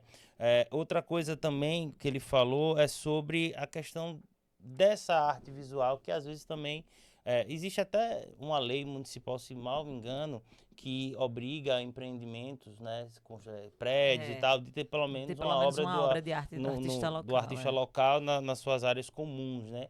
Como é que você vê essa parte, assim? Eu acho que leis, assim, de caráter afirmativo, elas são importantes, mas são muito pouco, né? Quando ele fala que existe uma galeria só, a gente não consegue democratizar mesmo, porque fica muito limitado a algumas exposições muito específicas, e você já trouxe aquilo que não precisa inventar roda. Você trouxe uma compreensão muito importante. Olha, tem um espaço público que é incrível, que precisa funcionar como um teatro municipal. Há outros espaços públicos vazios no município de Aracaju que podem ser melhor aproveitados e que podem ser aproveitados a partir dessa compreensão de que a gente precisa de estruturas, de espaços culturais funcionando. Claro que isso demanda custo, mas, como eu disse, os caminhos orçamentários, eles existem. Está aí a prova da sua pesquisa, está aí o desafio de implementar o Fundo Municipal de Cultura, está o desafio de você captar de forma permanente esses recursos que estão disponíveis pela nova lógica do governo federal. Só aproveitando que você falou do fundo, você já chegou a pensar, e se não pensou também não tem problema, tá? Porque, veja, a educação ela tem um percentual contingenciado, né? Dentro da arrecadação do município, a saúde é a mesma coisa, a segurança é a mesma coisa. Na cultura a gente não tem. Você tem um conhecimento? Você já pensou, tem dentro do seu plano que você quer lançar? Inclusive, foi muito estratégico da gente fazer essa série na Massa. pré-candidatura, Sim, importante. porque dá tempo dessa conversa da E gente, dá né? tempo de Ajudar estruturar, vocês, né, no plano de os vocês, que eu planos. acho que independente do partido, o que acontece? Se a gente transmite o que a cultura quer para todo mundo e todo mundo colocar lá, então acho que a cultura, né, vai ser Sim. atendida de alguma maneira. Como você acha que esse fundo deveria ser feito, assim, a nível percentual, a nível de onde vem? Porque, assim, tem no plano estadual, por exemplo, que é uma coisa que eu não acho legal, mas uma parte do recurso da cultura, que não foi... O plano estadual, ele é aprovado, mas ele Sim. não é aplicado, né? Mas ele dá 4,5%, né, do Fundo de Combate à Pobreza. E aí me deixa muito confuso essa relação de Fundo de Combate à Pobreza com cultura, porque eu acho que são duas coisas totalmente diferentes, né? Porque a cultura, na minha visão, não é assistencialismo, Sim. né? Cultura é investimento, tá? E como é que você pensaria, assim, esse fundo, tá aqui a chave da prefeitura, foi eleita, como é que você acha que poderia ser construído um fundo assim? Eu penso que é preciso pensar em diversidade de captação de recursos. Eu confesso que, obviamente, eu não tenho esses dados específicos até do estadual que você colocou aqui, mas é fundamental diversificar o máximo possível a captação de recursos, porque isso garante um fundo que possa ser autossustentável, inclusive. Agora, para que ele aconteça, é preciso, para além do preparo, a questão da transparência na gestão desse fundo, porque a gente tem muitos problemas nesse sentido, de que existem fundos, existem recursos, mas a ausência da transparência na gestão faz com que o dinheiro seja colocado e a gente não tem nem a especificação daquela dotação orçamentária. Isso é muito grave. Então, é preciso que esteja tudo muito claro lá no fundo. Eu acho que a gente tem condição, inclusive, pensando agora numa gestão colaborativa, né, de todos os entes federativos, tem condição de captar muito recurso, tem condição de captar, inclusive, dos nossos bancos estaduais, investimento tem até uma do coisa banco. aqui que eu não botei nos dados que a gente conversou anteriormente sobre a Funcaju, mas de emendas dos vereadores, a Funcaju recebeu um pouquinho mais do que quase 1,5 milhão das emendas dos vereadores. Impositivas, né? As emendas Sim. impositivas. Então, também é uma forma de captação. Também, eu acho que tem que ser bem diversificada. Até parceria também. É claro que a gestão do recurso público, ela precisa ser uma gestão pública, mas isso não impede que, eventualmente, quem queira investir na cultura também possa ter ali uma possibilidade de contribuir, de ter eventual isenção fiscal. A gente precisa buscar as formas de garantir sempre captação de recurso o máximo possível para investimento na cultura. Agora, quero aproveitar a oportunidade de Grilo, que eu lembro de uma última colocação dele, porque foram várias, e eu acho fundamental fazer esse recorte. Acho que quando você olha com um olhar de prioridade para garantir acesso à cultura às populações mais vulnerabilizadas, a quem é preto, pobre, está na periferia, a quem precisa mesmo ter acesso a esse bem, porque, como eu disse na compreensão inicial, cultura é direito e essas pessoas precisam ter acesso. Acho que, nesse sentido, eu me considero no dever até de dizer, né, que não estou aqui porque sou a única candidata mulher negra à Prefeitura de Aracaju, não é simplesmente porque sou negra. Ter a luta antirracista, ter compreensão do papel e da força da luta antirracista, inclusive na perspectiva de promover cultura para a população preta, pobre e periférica, faz diferença para quem é pré-candidato em Aracaju e para a oportunidade de Aracaju ter a primeira prefeita mulher negra da sua história. Muito bom, muito bom. Tem mais perguntas, né, Caio? É bom que tá tudo muito diverso. Olá, eu sou a Euler, artista de teatro, e estou aqui para perguntar para vocês quais são as propostas para a área teatral e principalmente no que concerne aos espaços públicos para receber grupos, não só para se apresentar, mas também para ensaiar. A gente sabe que os grupos de teatro têm muita dificuldade de encontrar espaços, né? E eu gostaria de saber quais são as propostas nesse sentido. E também gostaria de saber quais as medidas serão tomadas para que a gente tenha uma gestão na Funcaju mais participativa e que dialogue melhor com o artista do que a atual. E, quem sabe, pensar também na Secretaria de Cultura do município. Um beijo. Eu acho que nós estamos muito alinhados. Tá vendo? Né? Eu acho que alegria conhecê-la. É fundamental que a gente tenha, primeiro, em relação à Funcaju, né, estruturação, garantia de independência para esses servidores públicos, mas, para além disso, é preciso que esteja na Funcaju alguém que esteja ligado à cultura, que tenha compreensão do fazer cultural em Aracaju e que tenha, sobretudo, capacidade de diálogo com a classe artística, com os fazedores e fazedoras de cultura, com as pessoas que estão na ponta produzindo cultura no nosso município. Isso é fundamental, porque senão você inviabiliza a gestão. E acontece o que está acontecendo hoje, infelizmente. É muito difícil, é muito triste que a cultura de Aracaju, tão pujante, passe por esse momento tão difícil e que não exista nenhuma perspectiva de melhora. Por isso que as eleições são fundamentais nesse processo. Então, a gente precisa estruturar mesmo a Funcaju e eu acho fundamental a criação de uma Secretaria Municipal de Cultura, porque a cultura precisa ser prioridade. A cultura precisa de uma gestão próxima da prefeita. A cultura precisa ter uma gestão em sintonia. E a Funcaju está dentro da Secretaria de Cultura. Sim. Nada impede que isso aconteça. Portanto, é preciso estruturar agora, a partir do Fundo Municipal de Cultura, a partir do Sistema Municipal de Cultura, estruturar uma política pública permanente para a cultura. E aí, o teatro está aí. Né? Eu já me apropriei da ideia, porque eu achei incrível. Né? Nós temos espaços públicos muito bons e eu acho que precisa ter teatro municipal. Se você me permite, tem Fica mais à um vontade. espaço.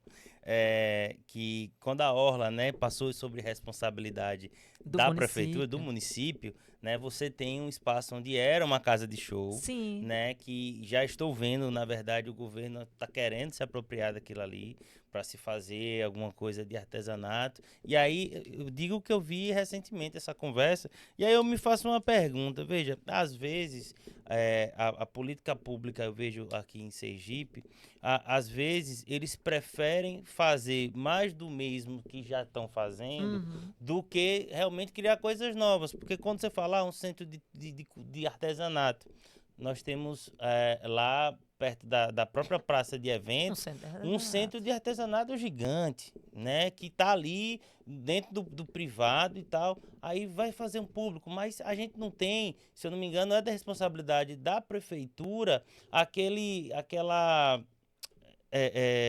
esqueci o nome, que fica do lado ali da praça, que tem umas lojinhas, que tem uma galeriazinha. Sim. Que também pode ser esse centro de artesanato, né? Por que não pensar naquele espaço em uma outra coisa? Não que necessariamente, vou dizer, não, pode fazer um teatro, não, mas algum equipamento que de fato sirva, né, para uma diversidade maior cultural, uma diversidade maior. Então a gente tem a questão da formação, a gente tem a Escola Valdice Teles, que tem bastante coisa legal lá, mas eu acho que não é aproveitado da maneira correta, porque, veja, será que todo mundo tem ciência que o município oferta para você aprender a tocar um instrumento, para fazer uma técnica vocal? Muita gente nem sabe, né? E, de repente, a periferia, será que a Valdice Teles, ela está no lugar onde ela deveria? Será que ela não podia estar mais próximo da população em geral? Descentralizada, com certeza. Eu acho que você tem toda a razão. Quando eu penso em equipamento público em Aracaju, me dá uma tristeza imensa, porque tem tanto lugar que poderia estar funcionando, estar pujante, estar promovendo, seja formação continuada, seja garantia de espaço para ensaio, e que não é aproveitado. Eu lembro, sabe do que eu lembro? Diga. O Museu do Mangue. Aquele espaço me dá uma dor quando eu passo. Olha, eu tenho muitos amigos e para além eu tenho um carinho especial pela Coroa do Meio, que tem muita gente que sempre me apoiou, que está ali. E que, quando eu passo no Museu do Mangue, me dá uma tristeza muito grande, que agora nem existe mais, né? Acabou. Né? E isso impacta diretamente, não é somente nos fazedores e fazedoras de cultura. Toda a comunidade ali fica prejudicada, porque o espaço passa a ser um espaço perigoso, ao invés de ser um museu cultural, ao invés de ser um espaço de visitação, um espaço de convivência, um espaço de promoção de educação popular. Infelizmente, o que a gente tem nos equipamentos de Aracaju. Não precisa nem de muito, porque, por exemplo, a Euler tem um trabalho incrível, e se você não conhece, eu já recomendo a você conhecer, que ele tem, ela tem uma apresentação que é você e ela andando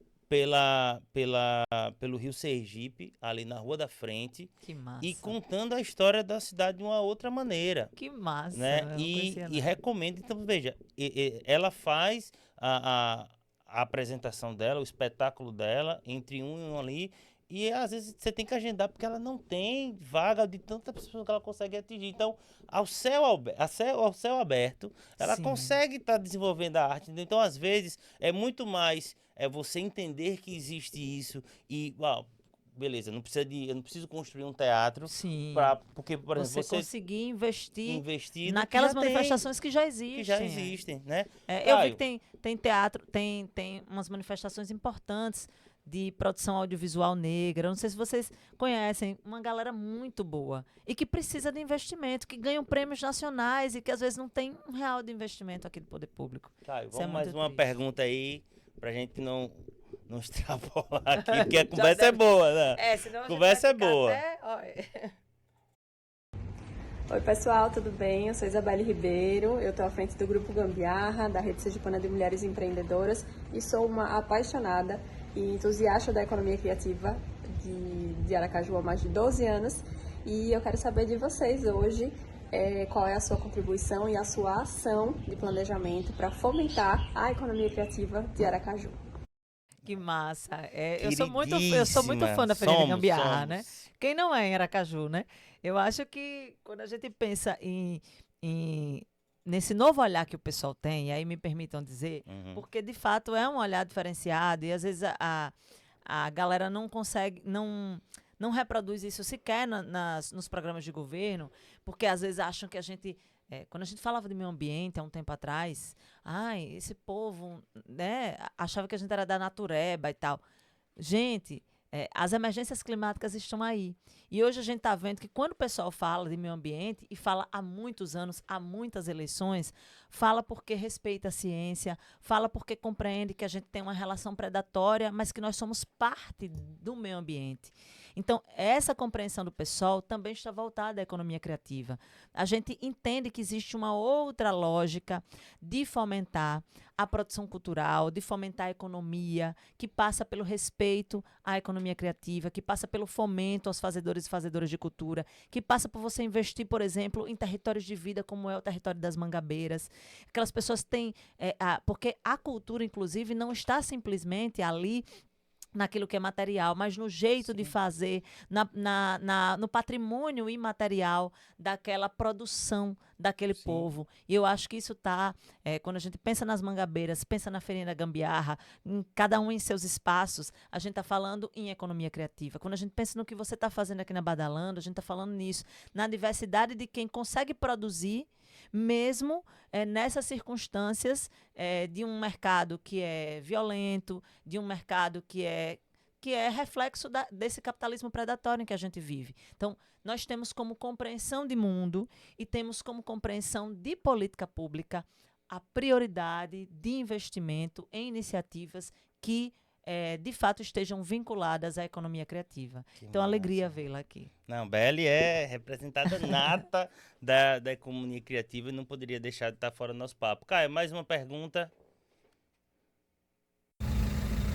Jailson Acordeon, presidente da Associação dos Forrozeiros Sergipanos.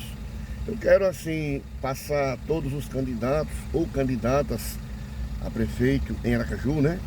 Nas próximas eleições. Quais as propostas, assim, para a cultura, principalmente para o setor do forró, né?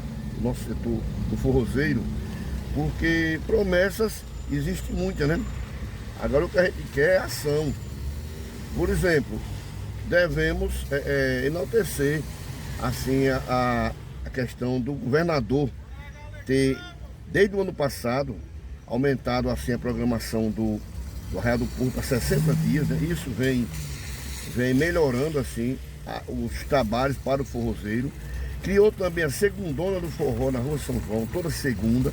Isso também traz, não só para o forrozeiro, mas para uma classe de profissionais que trabalham durante o ano inteiro. E eu quero que você, candidato a prefeito ou prefeita, acompanhe esse lance aí, né? Porque existe muitos setores aqui em Aracaju que pode ser feito projetos como a Aula Pôr do Sol, a prainha do bairro industrial, a própria Orla de Atalaia, o mercado central, né? Ou lugares que tenham aglomerações, fim de semana. Então, um projeto que abrange todos esses espaços seria bom demais. E outro com um custo pequeno, porque isso não vai onerar os cofres públicos. Vamos esquecer essa história, só trabalhar com eventos grandes, que isso, para nós, não serve.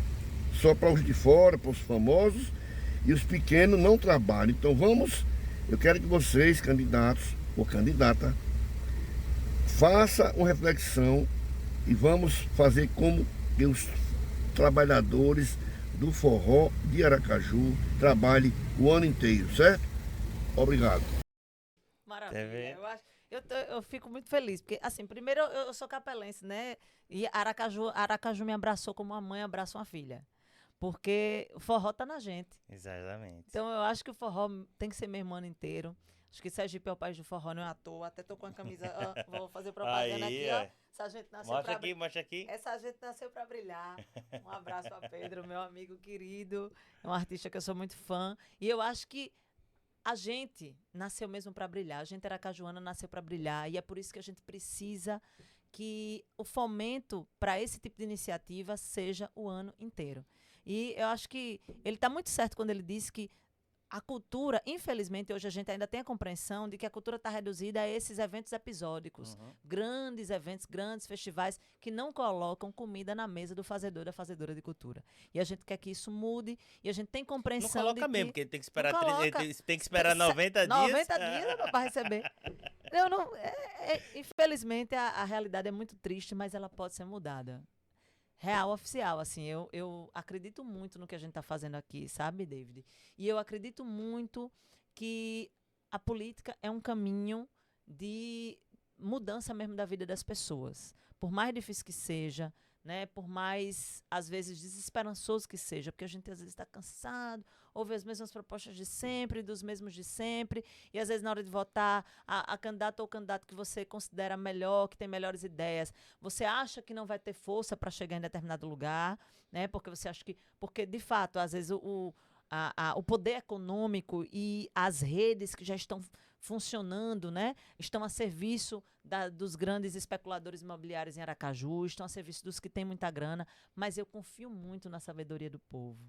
E eu estou dizendo isso porque eu acredito muito na possibilidade real de a gente ofertar projetos que sejam diferentes para Aracaju, de tirar essa galera que está aí há tantos anos comandando, de tirar, inclusive, todo mundo que tá de um jeito ou de outro imbricado com essa galera, porque são os meus... Eu acho louvável que o que é bom a gente tem que manter. Ah, se começou uma segunda legal do forró, vamos manter uma segunda legal do forró. Mas eu acho que a gente precisa de mais. A gente precisa, por exemplo, não gastar um dinheiro com uma privatização da água, que é um bem cultural do povo. Porque você privatiza 10, daqui a pouco você vai estar gastando mais e sem condição de investimento público. E essa ausência de investimento público recai também sobre a cultura. É preciso ter uma visão global dessa gestão. Então, com muito respeito a todos os projetos que vão se colocar, de pré-candidatos e pré-candidatas, eu acho que está na hora de Aracaju também sair dessa mesmice e de também não cair no colo da extrema-direita, com todo respeito aqui, mas me coloco à disposição para a gente dialogar mais a respeito disso, porque eu acho que o que a gente sentiu nos 4 anos em que foi governado por um cara que desrespeita a ciência, que não acreditava em vacina, né, que deixou o povo morrer de fome, que fez com que o Brasil voltasse para os índices do mapa da fome, que não estava nem aí para a cultura, não existia Ministério da Cultura, que desprezava tudo que era humano. Essa compreensão de mundo dessa galera tenta tomar fôlego agora em 2024 nos municípios. Isso não é diferente em Aracaju. E é preocupante porque essa compreensão de mundo, se estiver, pode até ter o mesmo discurso, mas na hora que está com a caneta na mão, os pré-candidatos e as pré-candidatas, né, que estão ali vinculados a quem quer cortar dinheiro para a educação e para a cultura, estão ali vinculados a quem entende nacionalmente no Congresso que cultura não é prioridade, que está vinculada a projetos que acreditam, né, num fundamentalismo, que acabam agredindo a fé das pessoas, porque, e eu digo isso, às vezes dizem assim, olha, cuidado que você candidata, com o que você vai abordar, porque religião. Eu disse, eu não tenho problema de abordar religião. Eu sou, inclusive, cristã, católica, sou devota de Santa Dulce dos Pobres. Agora, eu acho que a minha religião, ela não pode ser um projeto de imposição como gestora pública para o Estado. Nós vivemos num país laico. É importante que Aracaju dê oportunidade para toda a diversidade religiosa, para que a gente tenha investimento no forró o ano todo, para que a gente tenha investimento no aniversário de Aracaju, nos artistas locais, para que a gente garanta o pagamento deles, não só nos grandes festivais, mas na ocupação dos espaços como a orla que ele falou, como o mercado. Tudo isso é importante. Agora, quem tem vontade política de verdade de fazer, quem tem independência de verdade para fazer, que não está com o rabo preso com o governo, com a prefeitura, quem é que tem independência, que não está a serviço de um cara que disse que quando a filha nasceu ele fraquejou. Porque esse povo, você como mulher defender, escolherem para o partido desse, às vezes é contraditório. Então é preciso que a gente também tenha compreensão de que essa galera não pode até ter o discurso, mas não vai oferecer as mudanças que o povo precisa, porque não vai investir onde a gente mais precisa. Nilene, tem mais 2 perguntinhas que também são muito importantes, eu não queria deixar de fazer. Caio. Massa, vamos lá. Uma jornalista Gleice Queiroz, né, uma jornalista que muito respeitada, muito respeitada querida. E que vira e mexe está buscando pautas também para dar voz, né, ao nosso movimento cultural. Ela fala, os aracajuanos vêm assistindo os ataques ao patrimônio histórico, né, nos últimos anos. É como a gente falou também que o patrimônio faz parte da nossa cultura. Então tivemos recentemente a demolição da loja A Fonseca, né, assistimos à destruição da casa de Augusto Leite, dentre outros ataques. Basta olhar para o centro histórico de Aracaju que a gente enxerga a nossa história sendo destruída, né? Nem o Palácio Inácio Barbosa, sede histórica da prefeitura, né? Que eu já trouxe a sugestão aqui de a gente transformar num teatro municipal, escapou desse abandono, né? Já detectamos que apenas possuir leis não servirá para proteger o patrimônio histórico da nossa capital. Uma cidade sem memória histórica é uma memória de cidade empobrecida. Então, qual seria a sua visão, né? Sua proposta enquanto candidato para a preservação do patrimônio histórico de Aracaju? Gleice, muito preparada sempre, né? Eu acho que ela deu uma precisão cirúrgica, Gleice.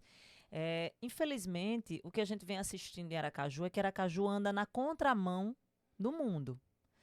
Seja na conservação do nosso patrimônio histórico, seja na conservação do nosso meio ambiente, né? A gente derruba patrimônio histórico como Augusto Leite, a gente derruba as árvores da Hermes Fontes, que também fazem parte desse patrimônio, dessa construção da nossa cidade, a gente derruba árvores na sementeira para encimentar tudo, então a gente anda na contramão do mundo.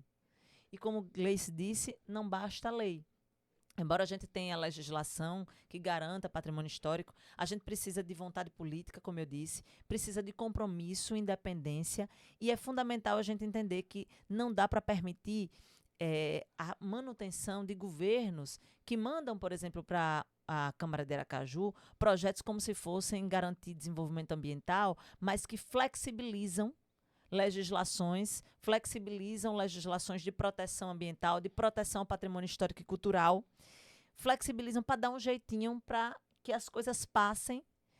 Até me falaram um dia desses até de autolicenciamento. Então, assim, a coisa é muito grave e é muito escancarada. E o que a gente precisa nesse momento é ter organização, ter capacidade de dialogar com essa diversidade da sociedade e construir uma alternativa real a esse projeto que está aí colocado, como eu disse, e que tenha também compreensão da necessidade de conservação desse nosso patrimônio histórico. No nosso programa lá, a gente tem uma sugestão até dos meninos do Ernesto, na época do nosso programa de governo, que a gente trouxe do programa de governo do Estado para o município de Aracaju, de a gente ter uma rede Aracaju Memória, para que a gente resgate e a gente invista nessa rede na perspectiva de conservação do patrimônio histórico, de produção audiovisual, que resgate aquilo que é importante na nossa cidade e que a gente mantenha viva a memória da nossa Aracaju, daquilo que nos faz sentir, né, nos sentir, nos reconhecer como aracajuanos e aracajuanas. E até para respeitar, né, toda aquela sociedade que desde a fundação de Aracaju se esforçou, deu sua vida, né, para a gente chegar onde a gente está hoje, Exato, né? e para a gente, inclusive, não invisibilizar, às vezes, o trabalho de quem estava nessa fundação, muitos homens, muitas mulheres negras, que têm sua produção, inclusive, invisibilizada. Isso está nos registros acadêmicos, mas que a gente precisa fazer valer nos documentos históricos em Aracaju. Aracaju não tem um museu municipal, não tem, né? Exato. Próxima Tem pergunta, o Museu do Caio. Mangue que tem o Museu do Mangue, que você sabe que como acabou. é que tá lá, né? Bom, agora o nosso audiovisual também, que é uma instituição que vem atuando muito nessa defesa da nossa cultura. Então, assim, o Fórum Audiovisual gostaria de saber o que a candidata propõe para a melhoria e ampliação do setor na capital, né? Qual a sua proposta para a melhoria dos espaços já existentes, né? Ela já traz a Sala Valmir de Almeida, né? No Centro Cultural de Aracaju, que é um equipamento, né? Que se tem lá.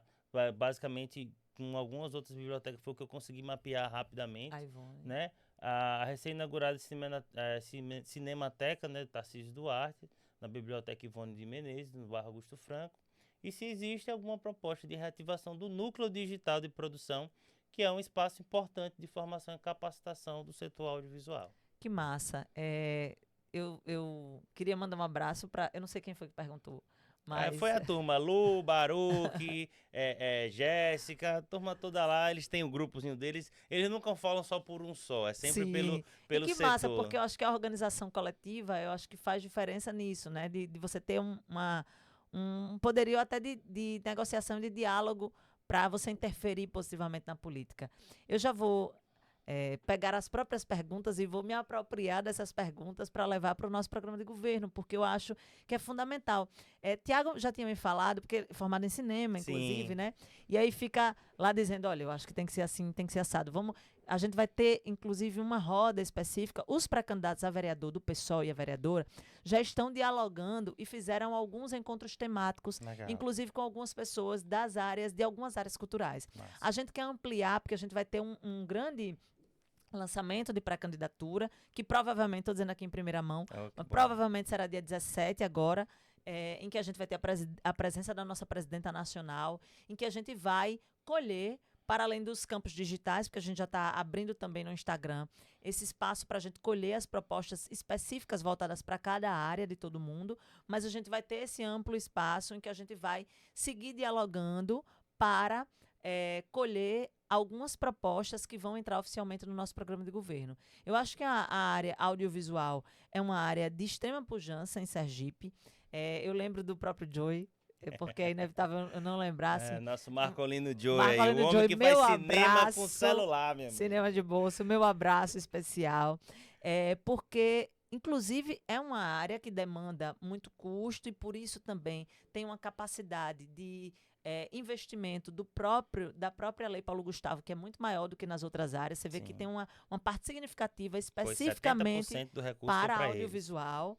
Então, eu acho que a gente precisa se estruturar, garantir que os espaços existentes, eles passem por manutenção, claro, mas eu acho que a gente precisa diversificar. E eu acho que a gente só consegue diversificar, seja para Augusto Franco, para a Zona Norte, para onde a gente conseguir, a partir da escuta ativa dos fazedores e fazedoras de cultura. E eu acho que o audiovisual é quem pode, efetivamente, eu acho que a partir do núcleo digital de produção, estar em diálogo permanente com a gestão e ajudar a gente a construir essa Aracaju mais plural aí também no campo do audiovisual. Bom, Nilton, você viu aí que eu trouxe um recorte do nosso setor, né? Desde já, assim, eu lhe agradeço, mas a gente tá chegando ao fim, né, do nosso papo, mas assim, eu tô com muito a sensação de dever cumprido, de estar levando, de estar sendo porta-voz do nosso setor da cultura, né, aqui da cidade de Aracaju, levando para você de uma maneira que, para contribuir, né?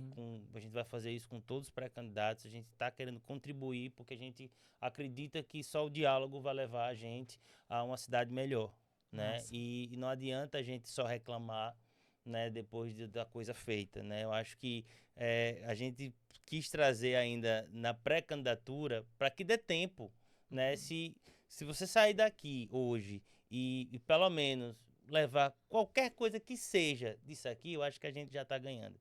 Né, pelo fato de você topar, sei que sua agenda é cheia de compromisso, que a campanha é um ritmo intenso e a campanha começou mais cedo Sim. dessa vez, né? Pois é. E assim, a gente já agradece de verdade de você ter topado, de ter se disponibilizado, de ter trocado essa ideia.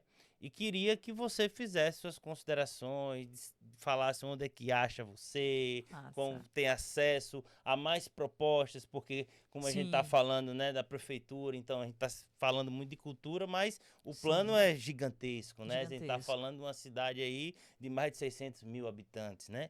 Então, assim, queria que você desse suas considerações e onde é que a gente Imagina. pode saber mais da Niuli. Eu quero cumprimentar aqui, aproveitar Caio, para não esquecer, mandar um abraço a Thaís, sempre muito gentil. Eu quero, David, lhe agradecer muito. Ah, e cumprimentar também Raquel, que está aqui me acompanhando. Nossa Ela é assessora aqui, danada. jogando duro aqui Nós nas estamos redes assim com um sociais. time cheio de mulheres pretas, mulheres guerreiras da luta. Eu acho que isso faz diferença para a gente também, porque a gente quer levar para a prática aquilo que a gente prega sempre. Eu quero agradecer muito a oportunidade. Você é um cara muito bacana, né? Para além de toda a sua produção e de tudo que você tem feito, assim, quando a gente está conversando com alguém que tem um bom trato, que a gente tem uma energia boa, se identifica, para mim é maravilhoso. E nesse campo de política não é simples, né? A gente passa por muita violência política e estar aqui num papo tão massa é muito legal. Eu que agradeço a oportunidade, me colocar muito à disposição do setor cultural de uma forma geral, de todos os fazedores e fazedoras de cultura, nos colocar à disposição do povo de Aracaju. O desafio de estar nessa pré-candidatura, ele não é pequeno, não. Mas eu tenho encarado com muita responsabilidade. E, para mim, apesar de você ter dito, olha, são muitas coisas e tal, esse debate aqui, para mim, é fundamental. Não somente porque eu tenho alguém dentro de casa que é um fazedor de cultura e que me fala da importância da arte, da importância da música, da importância da cultura, da produção, mas para além disso, assim, porque eu acredito muito nessa cultura como direito, como a gente começou a conversar. É essa compreensão que eu tenho e eu acho que essa visão precisa ser a visão de quem for gerir uma cidade como Aracaju. Então, talvez não seja eu, e eu espero que seja. Estarei na luta por isso, mas eu acho que a gente vai, para além de surpreender nessas eleições, que é o que eu estou acreditando, né? Nós temos uma avenida larga para crescer, mas, além disso, eu acho que a gente já faz muito, e você tem feito muito aqui. Acho que quando a gente qualifica o debate público, quando a gente leva para a comunidade, para a sociedade, a importância dessa compreensão do que é cultura, a importância de onde tem que estar o investimento da cultura, eu acho que a gente já ganha muito como sociedade. A gente já avança muito, porque, por vezes, a gente não presta atenção nisso, mas na hora da eleição, todo mundo vai estar prestando atenção. Então, importante que a gente qualifique o debate, para que esses candidatos ou candidatas, ou pré-candidatos e pré-candidatas, depois possam ser confrontados, inclusive, com seus próprios discursos. Perfeito. Então, eu tenho muita tranquilidade de estar aqui, tenho muita compreensão do papel que eu estou desempenhando e eu quero contar muito com a participação de todo mundo. No Instagram, a gente tá lá no Niuli Campos, aí a culpa é de meu pai, eu não tenho nada a ver com isso, ele que inventou esse nome. É @NIULLY, que é Niuli. Niuli Campos também só tem eu. Você já tentou @Niuli? Tem um menino que é Mayons Niuli no Tocantins, ele é lutador. Tem uma menina no Amazonas, que é Niuli. Tem uma menina aqui, que é Niuli mesmo? Aparecida. Caramba! Mas é porque a madrinha dela estudou comigo. Então, eu acho que já foi por minha causa.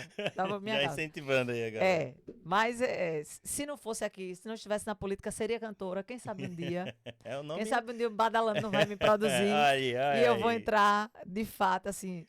Porque eu acho que a arte é uma coisa que mexe muito com a gente, Referência né? boa já tem. Já falou de Já Elis. tem, né? Já falei de Elis. Já tem Tiago lá. Já tem ali. Já tem? Dá pra eu cantar uns forró, um negócio, olha. Não, mas para além disso, assim, eu quero dizer que assim, a arte é uma coisa que me toca muito.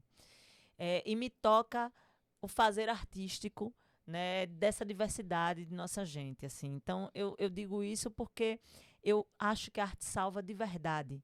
E eu tenho compreensão de que isso só acontece na prática quando a gente tem investimento público de qualidade. Então, é isso que eu quero deixar à disposição das pessoas aqui. nos procurem nas redes sociais. Nosso programa de governo é um programa movimento, é um programa que está em construção. A gente já tem diversas ideias e a gente traz essas ideias centrais para a construção de uma Aracaju democrática, justa, diversa e sustentável. E a gente bebe dessas fontes de vocês para a gente ter compreensão, porque a gente sabe que gerir uma cidade não é brincadeira.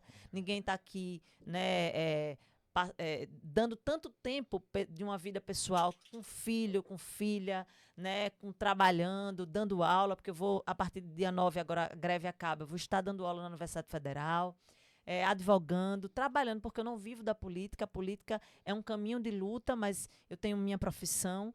Então, eu não estou aqui para fazer de qualquer jeito. Estou aqui porque eu acredito muito no que a gente está fazendo e eu acho que Aracaju merece, a partir da diversidade do que a gente apresenta, porque também não estou só, né? Nós estamos aqui sendo porta-voz, representando a coletividade de um partido que acredita muito nessa cidade e que serve muito, porque está muito junto aos movimentos populares, aos movimentos sociais, ao movimento hip-hop, ao movimento das quebradas de Aracaju. O pessoal está. O pessoal está no movimento de moradia, o pessoal está em todos os espaços em que as pessoas produzem cultura nessa cidade. E é por isso que eu me sinto tão à vontade de ser a pré-candidata desse partido e de dizer que nós temos um olhar de prioridade, de verdade para a cultura.